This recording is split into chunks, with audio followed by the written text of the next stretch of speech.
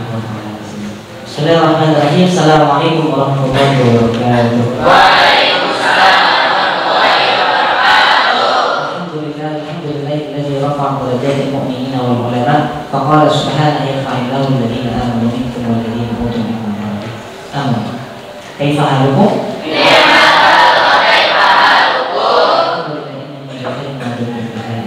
Alhamdulillah, pada hari ini, hari perdana kita mengadakan pengajian pasaran atau yang kita sebut ad-daurah ilmiah fi syahr Ramadan al-Mubarak.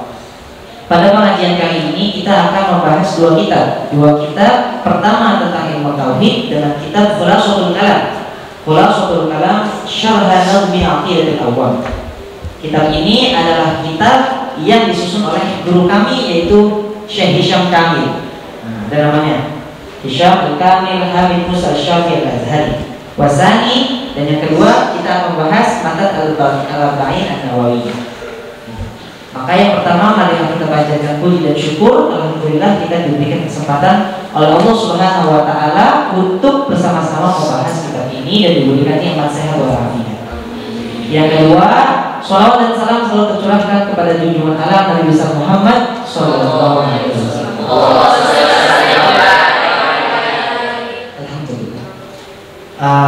Maka seyogyanya kita mulai membaca kitab ini yaitu dengan mentawassulkan kepada Rasulullah SAW dan juga kepada musannif kita.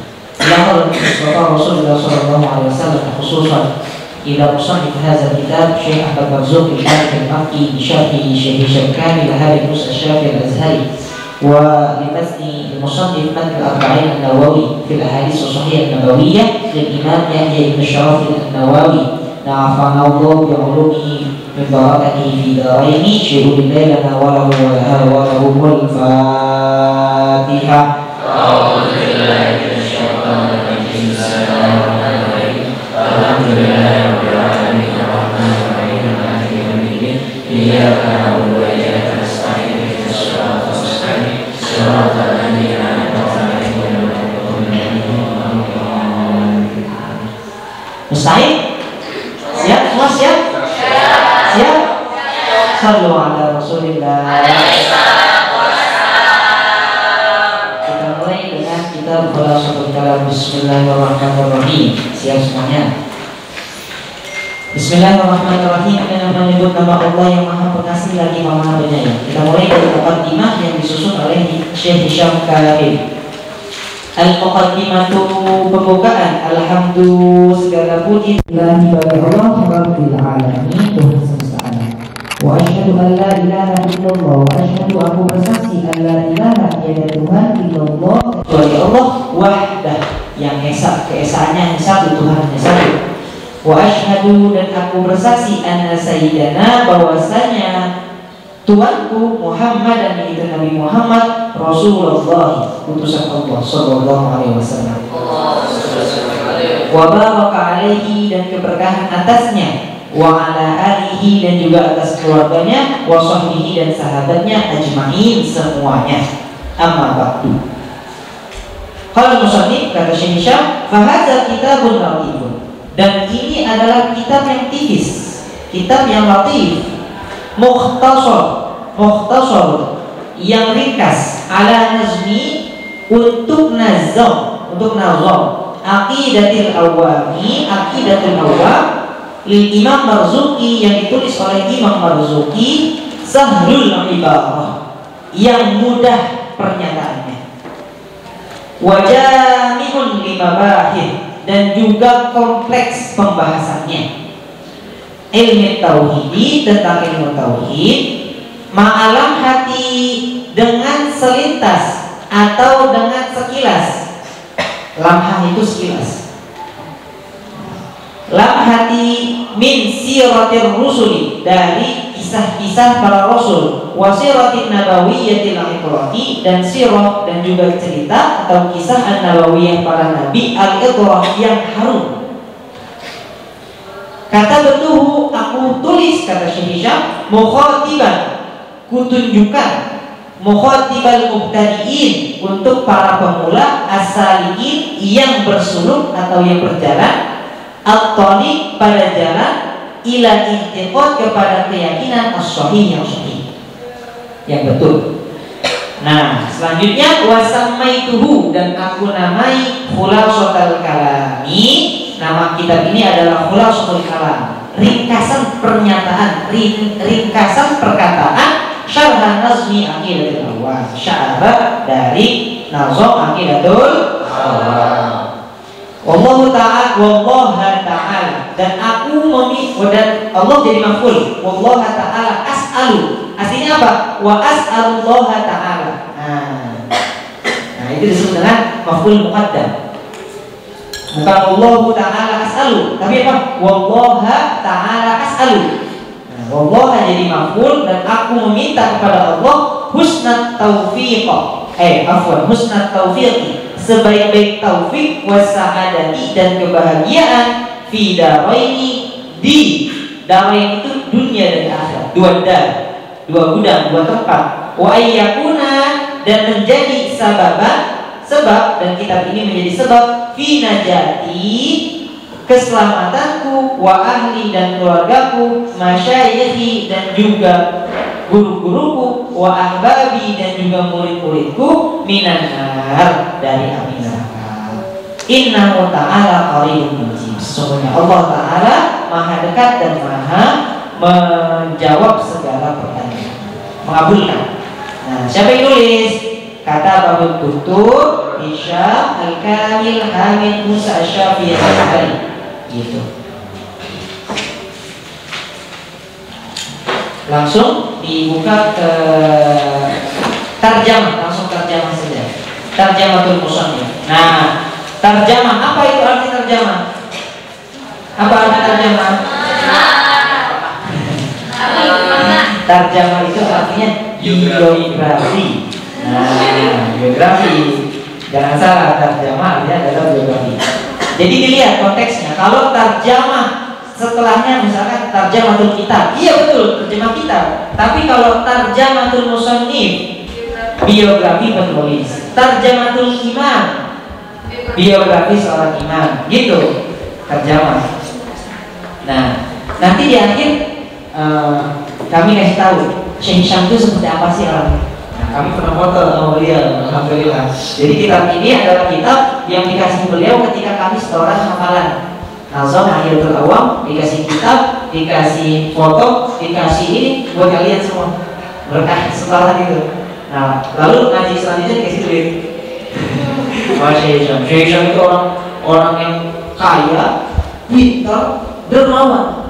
Wah, udah lengkap udah pintar, syekh lagi, doktor S3, udah profesor katanya. Lalu apa? Dermawan. Kaya aja nggak cukup. Kalau pelit sama aja. Kalau udah kaya harus dermawan. Nah, ini beliau khusus beliau. Nah, tadi itu permukaan ditulis oleh beliau. Sekarang kita mengenal biografi musannif. Musannif itu siapa? Nah, yang menulis Nazam Aqidatul Awam. Menulis Nazam Aqidatul Awam. Bismillahirrahmanirrahim. Shallu ala Rasulillah. Nah, tarjamatul musannif, biografi penulis rahimahullah taala yang dirahmati oleh Allah. Al-ismu namanya Ahmad bin Muhammad bin Ramadan bin Mansur Al-Makki Al-Maliki Al-Husaini Al-Hasani. Nah, itu nama beliau. Jadi Syekh Ahmad Marzuki ini nama aslinya itu Ahmad bin Muhammad bin Ramadan bin Mansur bin Al-Makki Al-Maliki Al-Hasani Al-Husaini. Lalu kunyah itu adalah suatu istilah yang disandarkan untuk keluarga. Atau julukannya apa sih gitu? Bukan julukan, kunyah itu apa ya? Panggilan, betul. Panggilan tapi didasarkan oleh keluarga. Misalkan ini Syekh Marzuki apa panggilannya? Abul Fauz. Nah, bapaknya Fauz. Abul Fauzi, berarti bapaknya si Fauzi. Gitu. Ibnul Mubarak, berarti anaknya Mubarak. Itu yang disebut kunyah. Jadi kalau kalian menemukan kunyah Ibnul Mubarak, Abul Fauz, Abu Hurairah. Nah, Abu Hurairah kenapa? Itu kunyah, disebut kunyah karena dia adalah bapaknya Hurairah yang kecil, gitu. Abu Hurairah. Nah, lanjut. Laqabuhu, laqab itu baru julukan. Julukan disebut dengan Al-Marzuqi. Nah, kenapa Al-Marzuqi? Nisbatan ilal arifi billah marzuqul kafafi. Jadi ada seorang syekh namanya Marzuqil Kafafi. Nah, wali ini beliau menisbahkan namanya ke Syekh Marzuq agar mendapatkan barokah. Itu bisa kayak gitu. Laqab juga bisa dari tempat. Misalkan Zidan Al-Bandawi. Dari Aina? Dari Benda. Syekh Ahmad Muhafiz At-Tagharah. Dan Jirang dari mana? Dari Tangerang. Anda Bungkul. Tidak? Khairul ibad bisa kayak gitu. Laqab bisa dari tempat. Nah, Syekh Ahmad Marzuqi ini enggak dari tempat, tapi dari sosok seorang ulama yang ingin diambil berkahnya. Namanya Syekh Marzuq Al-Kafafi. Nah, tempat lahirnya ulidu bisanbab. Ada nama daerah namanya Sinbab, daerah Mesir gitu. Nah, nash'atuhu, beliau kecilnya atau perkembangannya. Ta'allama al-ulum syar'iyyah, beliau belajar ilmu syar'iyyah ala mazhabi, dengan mazhab al-Imam Maliki, mazhab Imam Malik. Makanya julukan beliau tadi namanya Al-Makki Al-Maliki. Nah, kita tahu mazhabnya Malik. Wahajara, lalu beliau berhijrah ila Makkahil Mukarramah, ke Makkah Mukarramah. Wa tawalla tadris, lalu beliau belajar bil haram, di Baitul Haram Al-Makki yaitu Makkah. Wa tawalla ifta, lalu beliau memimpin ifta fatwa as-sadah al-Malikiyah, yaitu keluarga Maliki atau mazhab Maliki. Jadi beliau memberikan fatwa dalam mazhab Maliki. Jadi kalau udah ada fatwa dari mazhab Maliki yang dikeluarkan di Mekah dulu, itu dari beliau. Karena beliau ahlinya dalam mazhab Maliki. Min syuyukhihi, guru-gurunya Asy-Syekhul Kabir As-Sayyid Ibrahim Al-Abidi. Nah, ini guru beliau. Min talamizihi Syekh Ahmad Dahman wa Syekh Ahmad Zaini Dahlan. Nah, ini muridnya. Min mu'allafatihi. Nah, selain nazam Aqidatul Awam, beliau juga nulis kitab lain. Salah satunya selain Matnin Al-Manzumah Aqidatul Awam, Tahsilun Nailil Muram, ay Maram. Ada yang disebut Maram, ada yang Muram. Tahsilun Nailil Muram, Syarhul Manzumati Aqidatul Awam. Nah, beliau nulis nazam, beliau mensyarahinya juga. Syarahnya apa? Tahsilun Nailil Maram. Lalu Al-Fawaid Al-Marzuqiyah. Nah, ini kita nama kita Syarah Al-Ajurumiyah. Itu Syarah Al-Ajurumiyah. Wafatuhu, wafatnya beliau wafat di mana? Tawaffa di Makkahil Mukarramah. Di Makkah Mukarramah beliau wafat. Wa dufina bil Ma'lah. Di sini ditulis Ma'lah, atau orang Indonesia sebutnya bilang Ma'lah. Kalian tahu Ma'lah apa? Di mana? Ma'lah itu ada di Madinah. Madinah di samping Masjid Nabawi, di sampingnya itu ada kuburan, makom-makom. Di situ dikuburkan syuhada Uhud, syuhada di Badrin. Salah satunya ada Sayyidina Utsman juga Qil. Ada yang bilang di situ ada makam Sayyidina Utsman. Ada yang bilang di situ ada makam Sayyidah Aisyah. Nah, di Ma'lah. Nah, beliau dimakamkan di sana. Orang-orang yang meninggal saat haji, orang-orang yang meninggal saat umroh biasanya dimakamkannya di Ma'lah. Kita punya guru namanya Syekh Maimun Zubair. Nah, Syekh Maimun Zubair pun dimakamkan di sana. Kenapa? Karena beliau ketika haji beliau wafat. Baik. Bismillahirrahmanirrahim. Shallu ala Rasulillah. Sekarang kita masuk kepada dasar-dasar ilmu tauhid. Kenapa kita harus mempelajari dasar-dasar ilmu tauhid? Agar kita mengenal bahwasanya kalau kita ingin belajar suatu ilmu, kita paham dasarnya. Suatu bangunan tidak akan kokoh kalau pondasinya tidak kuat. Nah, kita pelajari kenapa dan apa itu dasar ilmu tauhid.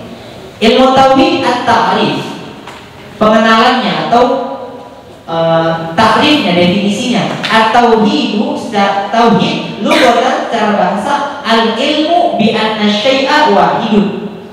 Pengetahuan bahwasanya atau mengetahui bahwa sesungguhnya sesuatu itu satu. Nah, itu secara bahasa. Istilahan ilmun yubhatu fihi ilmu yang membahas di dalamnya amma yajibu, apa-apa yang wajib, wa ma yastahilu, dan yang mustahil, wa ma yajuzu, dan boleh, fi haqqillahi ta'ala, dalam haknya Allah Ta'ala, wa fi haqqi rasulihi, dan hak rasul-rasulnya, wa an sam'iyat, dan tentang sam'iyat, min haitsu i'tiqadihah, dari aspek keyakinan. Untuk mempermudah penjelasan sam'iyat, apa itu sam'iyat? Sam'iyat adalah sesuatu hal-hal gaib yang hanya bisa diketahui secara benar kalau kita sudah ikhtibar. Ikhtibar itu mencari sumber dengan sungguh-sungguh. Nah, itu sam'iyat. Itu kita tidak bisa lihat gaib, tapi kita bisa dengar dan kita bisa ketahui. Makanya disebutnya sam'iyat, sami'ayas yasma'un, hal-hal yang didengar. Jin, pernah lihat jin? Pernah? Hah? Serius, gimana lihatnya? Malaikat, pernah lihat malaikat? Gitu. Samiyat, yaumul qiyamah. Udah pernah lihat yaumul qiyamah? Kalau udah lihat kita nggak ngaji. Gitu. Nah, itu samiyat. Al-mawdu, tema yang dibahas dalam kitab ini zatullah, zatnya Allah Azza wa Jalla, wa zat rasulihi, dan zat rasul-rasulnya, wa samiyat, dan samiyat yang tadi udah dikasih tahu. Wa tamroh, dan juga buahnya. Kita belajar ilmu ini agar apa? Sa'adatud darain, bahagia di dunia dan di akhirat. Sebab kenapa? Haitsu sihhatil i'tiqad, karena betulnya akidah kita. Orang yang betul akidahnya akan masuk dan juga berjalan dalam jalan yang betul, jalan yang benar. Kalau akidahnya salah, maka dia akan beribadah dengan salah, maka keyakinannya salah. Makanya ini tauhid ada sesuatu yang dasar yang harus betul-betul kita pelajari. Kalau tauhidnya benar, agamanya benar. Kalau tauhidnya salah, agamanya salah. Sekali saja tauhid kita salah, syirkul billah, syirik kepada Allah. Kalau udah syirkul billah, la yaghfirullah, Allah tidak akan mengampuni. Kenapa? Karena Allah mengampuni semua ampunan, mengampuni semua dosa yang dipintai ampunannya kecuali satu. Apa? Syirkul billah. Hanya hati-hati, ini dasar kita mempelajari ini. Itu. Al-fadl, keutamaannya min asyrafil ulum, adalah semulia-mulianya ilmu. Kenapa? Lita'alluqi, karena dia berkaitan langsung billahi dengan Allah, wa rusulihi, dan juga rasul-rasulnya, wal ghaibiyat, dan juga hal-hal yang gaib. Hukumnya al-wujub, wajib, al-aini, secara ain, al-mukallafi, kepada orang-orang yang mukallaf. Amal ilmu bil adillah tafsiliyah, sedangkan mengetahui ilmu-ilmunya, dalil-dalilnya secara detail, fardu kifayah. Hukumnya fardu kifayah. Masailuhu al-ilahiyah, masailuhu, permasalahannya itu yang dibahas dalam ilmu ini, al-ilahiyah, ketuhanan, an-nabawiyah, kenabian, as-samiyat, dan hal-hal yang samiyat. Nisbatuhu, sandarannya atau cakupannya yang disandarkan itu adalah minal ulumi syar'iyyah, dari ilmu syar'iyyah. Istimdaduhu, istimdadnya minal kitab, dari Al-Quran, wa sunnah, dan sunnah, wa nazrul akali, dan juga pandangan-pandangan akal, logika. Nah, ini dalilnya atau sandaran utamanya. Lalu siapa yang mencetuskan ilmu ini? Wadi'uhu Abul Hasan al-Asy'ari, yaitu Syekh Abul Hasan al-Asy'ari, wa Abu Mansur al-Maturidi, dan Syekh Abu Mansur al-Maturidi, wa huma imaman ahli sunnati wal jamaah, dan keduanya adalah imam ahli sunnah wal jamaah.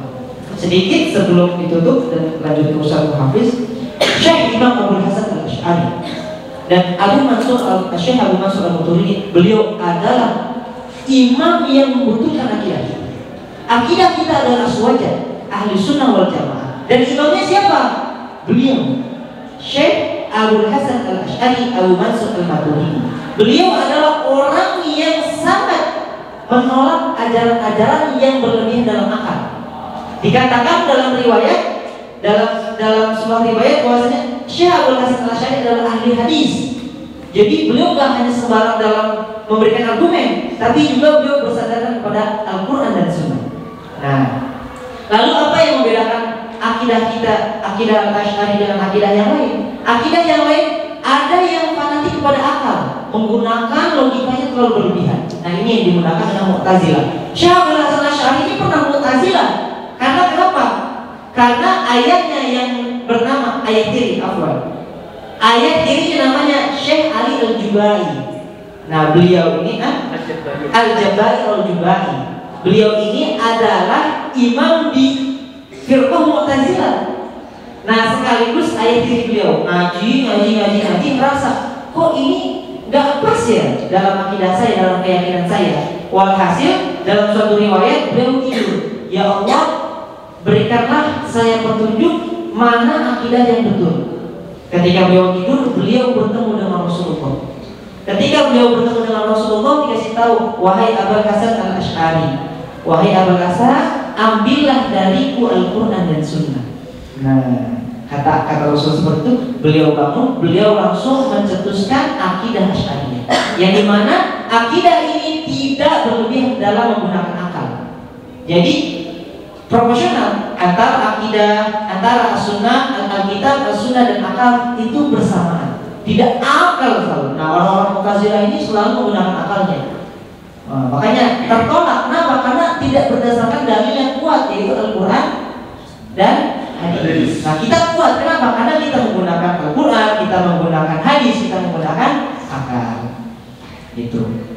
Nah terakhir, akidah Asy'ari adalah akidah yang sangat, ini kita baca mazhab Asy'ari dan Syekh Al-Maturidi, aswanya itu satu yang harus diyakini, bahwasanya orang muslim tidak boleh mengkafirkan orang yang berkiblat kepada Ka'bah.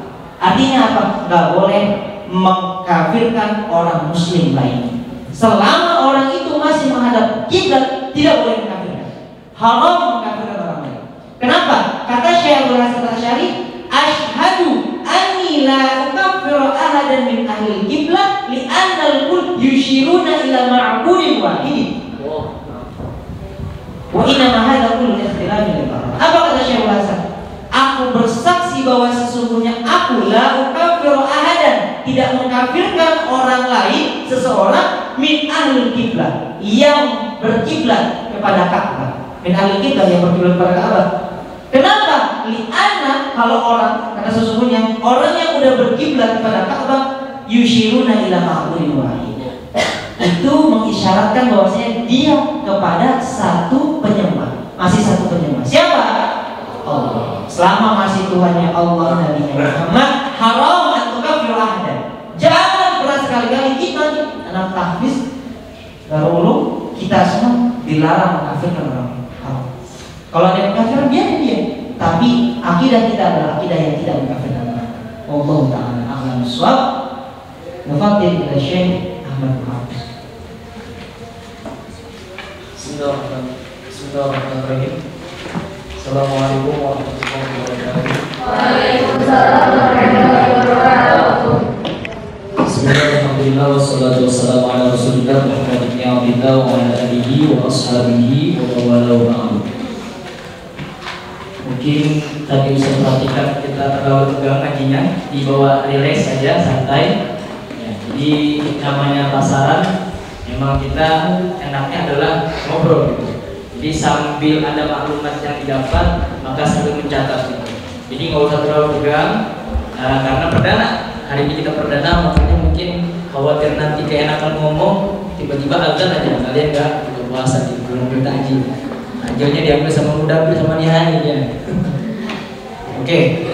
Kalau Ustaz menambahkan tadi sebelum masuk ke kitab yang kedua, yaitu hadis Arba'in An-Nawawiyah, statement terakhir dari Ustaz Iqbal itu sangat baik sekali, dan ini merupakan sebuah syiar dakwah yang nanti kalau kita setelah lulus dari pesantren ini harus kita pegang dan harus kita dawamkan dan kita harus syiarkan, yaitu bahwa ketika kita sama-sama beragama Muslim, Tuhannya satu, nabinya satu, Nabi Muhammad, dan kiblatnya satu, maka tidak boleh kita mengkafirkan.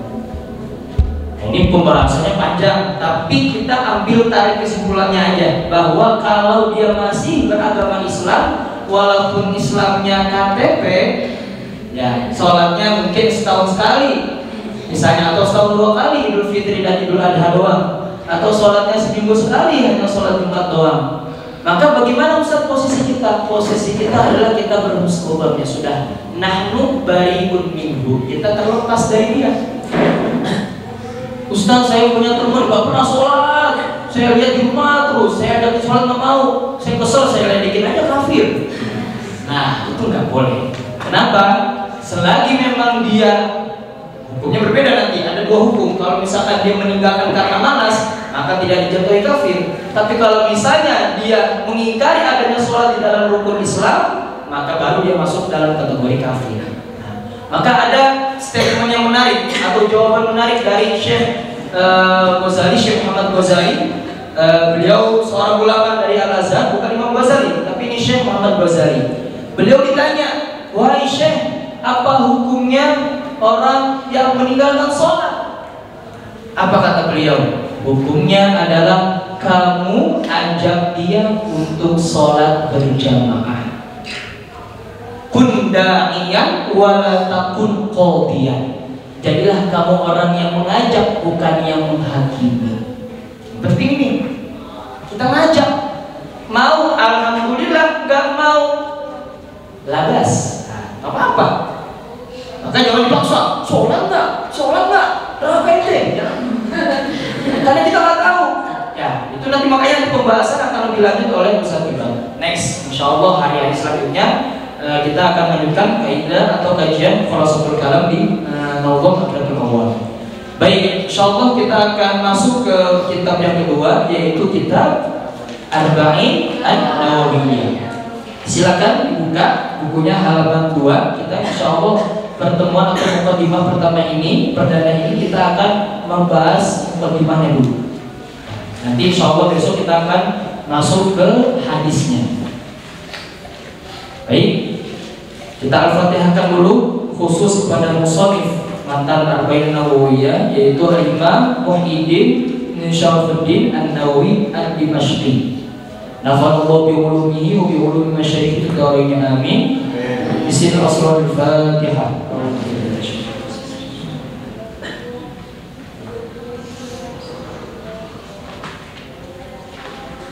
Insyaallah kitab Khulasatul Kalam Nawdhum Aqidatul Awwal nanti akan dijazakan oleh Ustaz Ibad.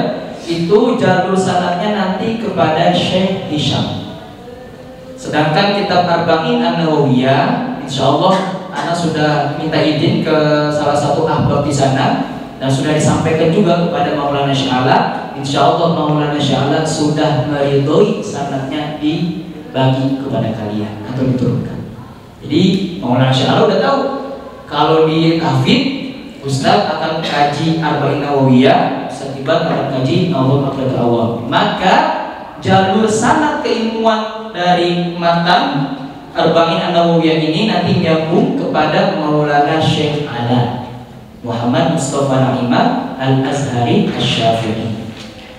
Baik, bismillahirrahmanirrahim. Alhamdulillahirabbil alamin, qayyumis samawati wal ardi mudabbiril khalaiqi ajma'in, ba'ithir rusuli shalawatuhu wa salamuhu alaihim ila mukallafina bi hidayatihim wa bayani syara'i din bidalail qat'iyyati wa wadihatil barahin. Ahmaduhu ala jami'i ni'amihi wa as'aluhu al-mazida min fadlihi wa karamihi wa asyhadu an la ilaha illallah al-wahidul qahhar al-karim al-ghaffar wa asyhadu anna sayyidana Muhammadan abduhu wa rasuluhu wa habibuhu wa khaliluhu afdhalul makhluqin al-mukarramin bil Qur'anil aziz al-mu'jizatil mustamirrati ala ta'aqqubis sinina wa bis sunanil mustanirati lil mustarsyidina al-maqsusi bi jawami'il kalim wa samahatid din. Shalawatullah wa salamuhu alaihi wa ala sayyidin nabiyyin wal mursalin wa ali kullin wa sayyidis shalihin. Wa ba'du, amma ba'du.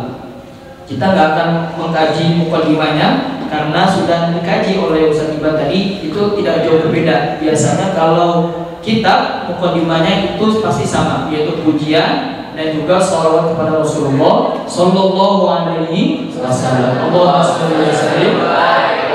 Amma ba'du, faqad rawaina an Ali bin Abi Thalib. Maka telah kami riwayatkan atau telah kami ambil riwayat ini dari jalur Imam Ali bin Abi Thalib, wa Abdullah bin Mas'ud, dan Imam Abdullah bin Mas'ud atau sahabat Abdullah bin Mas'ud, dan sahabat Mu'adz bin Jabal, wa Abi Darda, dan sahabat Abi Darda, wa Ibnu Umar, dan sahabat Ibnu Umar, wa Ibnu Abbas, dan juga Ibnu Abbas, wa Anas bin Malik, wa Abi Hurairah, wa Abi Sa'id Al-Khudri radhiyallahu anhu min turkin katsiratin biriwayatin mutanawwi'atin. Jadi Syekh Nawawi rahimahullah ta'ala di dalam muqaddimahnya itu beliau mengambil hadis, nanti setelahnya pembahasan hadis tentang barang siapa yang mengamalkan atau menghafal 40 hadis itu akan dipaparkan di sini. Anna Rasulullah sallallahu alaihi wasallam qala man hafidha ala ummati arba'ina haditsan min amri diniha ba'athahu Allahu yaumal qiyamati fi zumratil fuqaha'i wal ulama'i.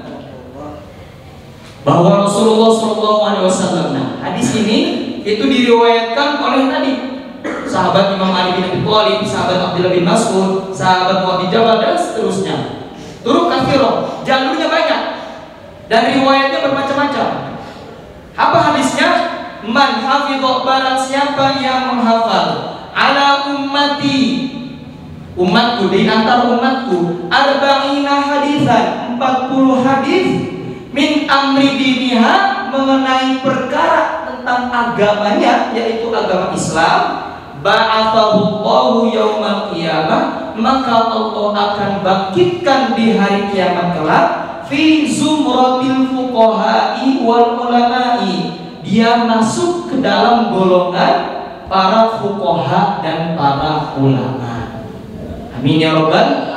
Jadi kalau ada umatku, kata Nabi SAW, yang menghafal 40 hadis mengenai perkara agama Islam, mengenai hukum-hukum Islam atau mengenai syariat Islam, maka di hari kiamat orang yang menghafal 40 hadis ini dia akan dibangkitkan bertemu dengan Allah dengan golongan orang-orang fuqaha, yaitu para faqih dan juga para ulama. Mudah-mudahan kalau kita menghafal 40 hadis di kitab Arba'in ini, kita dibangkitkan di hari kelak dengan keadaan atau bersama golongan para fuqaha. Amin. Wa fi riwayatin, di riwayat lain dikatakan ba'athahu Allahu faqihan 'aliman, maka dia akan dibangkitkan bersama orang-orang yang faqihan 'aliman, orang-orang yang faqih, yang memahami ilmu fikih, yang memahami hukum-hukum Islam, dan juga bersama orang-orang yang alim, orang-orang yang alim. Itu riwayat yang kedua. Wa fi riwayatin Abi Darda, wa kuntu lahu yaumal qiyamah syafi'an wa syahidan. Diriwayat oleh sahabat Abi Darda bahwa di riwayat lain dikatakan orang yang menghafal 40 hadis mengenai perkara agamanya, maka ini konteksnya dari Rasulullah, kuntu lahu yaumal qiyamah syafi'an wa syahidan, aku akan memberi syafaat kepada dia, wa syahidan, dan aku bersaksi bahwasanya, yaitu Rasulullah telah di hari kiamat, bahwa umatku dia yang telah menjaga dan juga menghafal. Ingat, yang namanya hafizullah itu bukan hanya menghafal, tapi juga menjaga, mengamalkan. Tapi Maulana Sya'ala di satu majelis ketika itu di tahun 2017, beliau mengatakan bahwa kalau bisa dihafal juga, jadi bukan hanya diamalkan, tapi dihafal. Karena kalau sudah dihafal, insya Allah akan diingat. Wa fi riwayat Ibnu Mas'ud qila lahu udkhul min ayyi abwabil jannah. Nah, ini riwayat yang keempat nih, bahwa orang yang menghafal 40 hadis, jadi bukan hanya kitab ini, tapi nanti ada aku akan ceritakan mengenai kitab-kitab kumpulan 40 hadis yang lainnya. Yang pertama, dia akan dibangkitkan bersama para alim, para ulama-ulama, para syuhada. Yang kedua, mereka akan dibangkitkan para fuqaha. Yang ketiga, maka dia akan diberikan syafaat oleh Rasulullah. Nah, yang keempat, maka di hari kiamat nanti dia, orang yang menghafal 40 hadis ini, akan diberikan, bahasanya itu mungkin pilihan, wahai hamba Allah, ini pintu surga, silakan mau masuk yang mana. Nah, itu udkhul min ayyi abwabil jannah syi'ta. Kalau orang yang menghafal dan mengamalkan hadis ini, nih pintu surga, silakan mau yang mana wahai hamba Allah. Wattafaqa au fi riwayat Ibnu Umar, atau diriwayatkan oleh Imam Ibnu Umar, kutiba fi zumratil ulama'i wa usyira fi zumratis syuhada. Nah, sama konteksnya seperti yang pertama dan yang kedua, dia akan dibangkitkan bersama para syuhada dan para ulama. Wattafaqa al-hufat ala annahu haditsun dhaif. Nggak taunya hadis-hadis di atas itu adalah hadis-hadis yang dhaif. Ya, hadis dhaif. Ya, tenang, nggak usah kita apa. Ustaz, berarti kalau hadis dhaif, maka hadis-hadis di atas hanya hayalan, hadis-hadis di atas hanya omong kosong belaka. Tidak. Ingat, ini mungkin kelas 1, kelas 2, kelas 3 mungkin belum mengkaji lebih dalam tentang ilmu mustalah hadis. Tapi di dalam kitab mustalah hadis ada istilah nanti hasan terbagi menjadi dua, hal sahih juga terbagi menjadi dua. Hasan ada nanti namanya hasan lil ghairihi dan ada hasan li dzatihi. Sahih juga ada hasan lil ghairihi dan juga sahih li dzatihi. Nah, hadis-hadis di atas dhaif, lemah, tapi bukan maudhu. Beda. Maudhu yaitu hadis palsu dengan hadis dhaif berbeda. Kalau hadis maudhu, Ustaz masih ingat dulu. Ada seorang yang kita sebut salah satunya alim mungkin di zamannya, tapi mungkin ada sifat kealiman yang kurang itu. Jadi dia membuat satu hadis maudhu'i, hadis palsu, hadis maudhu. Man akala bajinjan syufiya min kulli marad. Barang siapa yang memakan terong, maka dia akan disembuhkan dari segala macam penyakit. Bazinjan. Nah, bazinjan dawaun min kulli da. Sahih. Terong bisa menyembuhkan segala macam penyakit. Wah. Hadis itu keluar. Ingat, ini bukan Nabi SAW yang mengatakan, tapi ada satu orang yang mengatakan, Nabi pernah berkata, man akala bazinjan syufiya min kulli amrad dawa min kulli da. Barang siapa yang makan terong maka akan sembuh dari segala macam penyakit. Setelah hadis itu dikatakan, semua orang yang sakit ke dia minta beliin terong, karena yang meriwayatkan hadis ini penjual terong, laku terongnya. Jadinya mempolitisasikan bahasanya itu ya. Jadi hadisnya dipolitisasikan itu kan untuk dagang, laku itu. Nah, pertanyaannya, hadisnya dhaif atau maudhu? Udah. Kenapa? Karena ini bukan orang alim lagi nih. Yang tadi Ustaz mungkin katakan orang alim, ternyata bukan orang alim, tapi ternyata pedagang yang mengada-ada bahwasanya barang siapa yang makan terong maka akan disembuhkan dari segala macam penyakit. Dan itu dusta. Ingat ancamannya, man kadzaba alayya muta'ammidan falyatabawwa maq'adahu minan nar. Barang siapa yang berdusta atasku, kata Rasulullah, maka siap-siap di hari kiamat nanti dia akan disiapkan kursi maq'adahu minan nar, kursinya dari api neraka. Nah, hati-hati dalam berbicara apalagi tentang hadis Rasulullah, bahaya itu. Baik, hadis ini dhaif, hadis-hadis di atas yang tadi kita bahas dhaif. Lalu bagaimana Ustaz? Ingat, wa in kathurat turuquhu, kalau banyak turuknya, riwayat-riwayatnya banyak.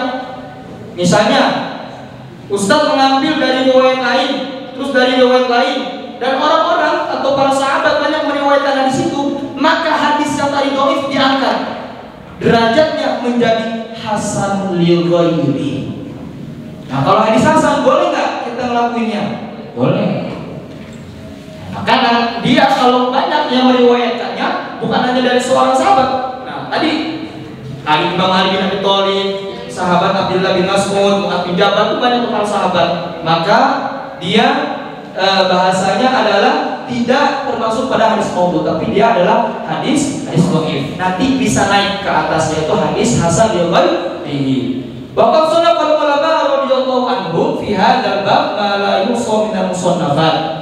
fa awwalu man alimtuhu sannafa fihi Abdullah bin Mubarak, thumma Muhammad bin Aslam At-Tusi al-alim ar-rabbani, thumma Al-Hasan bin Sufyan An-Nasai wa Abu Bakr al-Ajurri wa Abu Bakr Muhammad bin Ibrahim al-Asfahani wa Daruqutni wal Hakim wa Abu Nu'aim wa Abu Abdurrahman as-Sulami wa Abu Sa'id al-Malini wa Abu Uthman as-Sabuni wa Abdullah bin Muhammad al-Ansari wa Abu Bakr al-Baihaqi wa khalaiqun la yusuna min al-mutaqaddimin wal mutaakhirin. Waqad istakhartu Allah Ta'ala fi jami' arba'ina haditsan iktidaan biha ulai a'immah.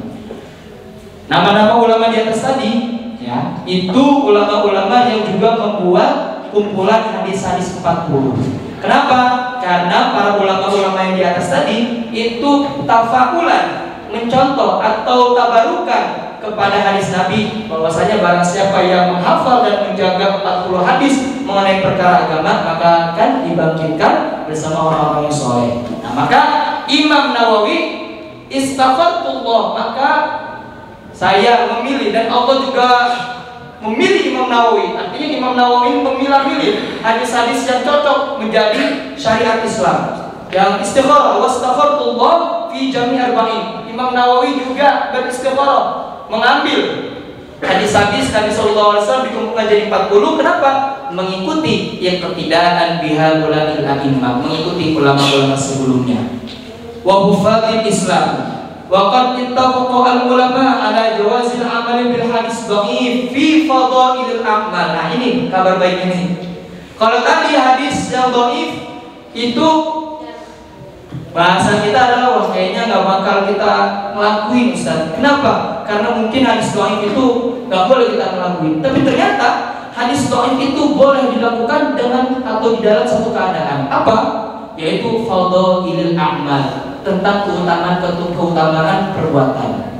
Wa ma hadza falaysa i'timadi ala hadzal hadis bal ala qauli sallallahu alaihi wasallam fil ahadits shahihah liyuballigh asy-syahidu minkum al-ghaib. Imam Nawawi beristikharah dan Allah juga memilih Imam Nawawi untuk mengumpulkan 40 hadis ini. Maka Imam Nawawi bukan hanya berlandaskan kepada hadis tentang hadis dhaif bisa dilakukan dalam perkara fadhil amal, tapi ada hadis lain di mana menunjang Imam Nawawi mendukung untuk membuat kitab 40 hadis ini. Apa? Yaitu hadisnya sahih. Liyuballigh asy-syahidu minkum al-ghaib. Jadi ada dikatakan wa qauli sallallahu alaihi wasallam naddarallahu ra'an sami'a maqalati fa wa'aha fa addaha kama sami'aha. Bahwa Rasulullah sallallahu alaihi wasallam pernah bersabda, Allah akan nadhara. Nadhara itu artinya memperindah atau memberikan cahaya. Allah akan memperindah seseorang yang dimana seseorang ini mendengar hadis Nabi, sami'ah, dia mendengar maqalat, yaitu hadis Nabi, fawa'aha, lalu dia menyampaikan kepada orang lain, fa'addaha kama sami'aha, dan dia menyampaikan seperti dia mendengar langsung hadis tersebut. Nah, jadi para sahabat ketika itu banyak di antara mereka yang mendengar hadis secara langsung kepada Rasulullah, ada juga yang tidak mendengar secara langsung. Tapi orang-orang yang mendengar langsung di majelis Rasulullah itu ngasih tahu lagi ke sahabat yang lain. Sahabat, aku mendengar Rasulullah berkata seperti ini, begini. Aku mendengar Rasulullah pernah berkata begini. Nah, maka barang siapa yang melanjutkan estafet dakwah ini, yaitu mengenai hadis ini kepada orang lain, maka apa janji Allah? Allah akan memperindah wajahnya di hari akhir nanti. Lagi. Summa minal ulama man jama'a al-arba'ina fi usuluddin atau fi usuluddin wa ba'dhum fil furu'i wa ba'dhum fil jihadi. Nah, para ulama itu juga banyak yang mengumpulkan hadis-hadis 40. Kenapa? Karena tabarukan atau mengikuti hadis Nabi yang tadi. Ada yang mengumpulkan 40 tentang hadis-hadis usuluddin, yaitu hadis-hadis tentang perkara agama. Ada juga tentang furu'nya, yaitu ba'dhum fil jihad, 40 hadis tentang keutamaan jihad. Ada lagi Zuhdi 40 hadis tentang keutamaan zuhud. Ada ulama yang membuat itu. Ada juga 40 hadis tentang adab dan etika. Ada. Wa ba'dhum fil khutabi wa kulluha maqasidun shalihatun. Semuanya para ulama-ulama yang membuat atau menyusun mengumpulkan 40 hadis ini, maka semuanya tafaulan mengikuti hadis Nabi yang tadi, bahwa barang siapa yang menjaga menghafal 40 hadis, mengumpulkan 40 hadis, maka dibangkitkan di hari kiamat oleh Allah bersama para syuhada. Radhiyallahu anhu an qasidiha wa qad ra'aitu jam'a arba'ina ahamma min hadza kullihi wa hiya arba'una haditsan mustamilatan ala jami'i dzalik wa kullu haditsin minha qa'idatun 'azimatun min qawaidid din. Jadi hadis ini tadi secara umum 40 hadis secara umum, lalu dikerucutkan menjadi 40 hadis tentang perkara agama dan syariat. 40 hadis yang ditulis oleh Imam Nawawi. Maka 40 hadis ini itu membahas tentang qawaidid din, perkara-perkara tentang agama, perkara yang dasar. Wa qad wasafahu ulama bi anna madarul Islam alaihi aw huwa nisful Islam aw thuluthuhu aw nahwu dzalika. Thumma altazimu fi hadhihi arba'ina aw takuna sahihatan wa mu'dhamuha fi sahihail Bukhari wa Muslim. Jadi hadis di 40 kita di 40 matan ini itu lebih banyak hadis-hadisnya, yaitu beliau riwayatkan dari Imam Bukhari dan juga Imam Muslim. Jadi hadis-hadisnya lebih banyak hadis yang sahih. Wa turuha ma'dufatan asanidi. Namun hadis 40 ini, 40 hadis yang ditulis oleh Imam Nawawi itu tidak mencantumkan tentang jalur sanadnya. Biasanya kalau hadis, kalau kita belajar takhrij hadis, nanti banyak itu. Hadis ini diriwayatkan oleh Imam Bukhari dari gurunya dari orang lain yang mendengarkan, orang lain yang mendengarkan dari orang lain, terus sampai kepada Rasulullah. Nah, 40 hadis ini itu enggak dicantumkan, hanya dicantumkan perawinya saja. An Abi Hurairah radhiyallahu anhu qala Rasulullah, seperti itu. Tapi kalau misalkan kitab asanid yang lainnya, asanid Musnad Imam Ahmad atau kitab Kutubus Sittah atau Kutubus Tis'ah, itu diriwayatkan banyak itu jalurnya. Hadis ini dari sahabat ini dari riwayat yang lainnya, terus sampai kepada periwayatan terakhir, dan itu banyak. Tapi Imam Nawawi menghilangkan itu, mahdzuf, ya kan? Mahdzuf atau asanid, dihilangkan asanid atau jalur-jalur itu untuk apa? Lias mudah hifdzuha, agar dimudahkan, agar mudah dalam menghafalnya. Wa ya'ummu al-intifa'u biha, dan bisa diambil manfaatnya secara umum insyaallah taala. Tsumma usbihuha bi babin fi dhabti khafi al-fadhiha wa yanbaghi li kulli raghibin fil akhirati an ya'rifa hadhihi al-ahadith lima ishtamalat alaihi min al-muhimmati wa ihtawat alaihi min at-tanbihi ala jami'i ta'ati. Wa dzalika dhahirun liman tadabbarahu wa 'ala Allahi i'timadi wa ilaihi tafwidi wastinadi wa lahul hamdu wa ni'matu bihi at-taufiqu wal ismah. Ini kalimat penutup dari Imam Nawawi dengan harapan agar 40 hadis ini bisa bermanfaat untuk umatnya dan juga untuk murid-muridnya, dan mudah-mudahan kita bisa mengamalkan dan juga menghafalnya. Amin ya rabbal alamin. Baik, insyaallah untuk muqaddimah Arba'in An-Nawawiyah terasa cukup. Pertemuan selanjutnya kita akan masuk ke hadis pertama, hadis kedua, dan insyaallah hadis ketiga. Wassallallahu ala sayyidina Muhammad wa ala alihi washabbihi wasallam walhamdulillahi rabbil alamin. Wassalamualaikum warahmatullahi wabarakatuh. Waalaikumsalam warahmatullahi wabarakatuh.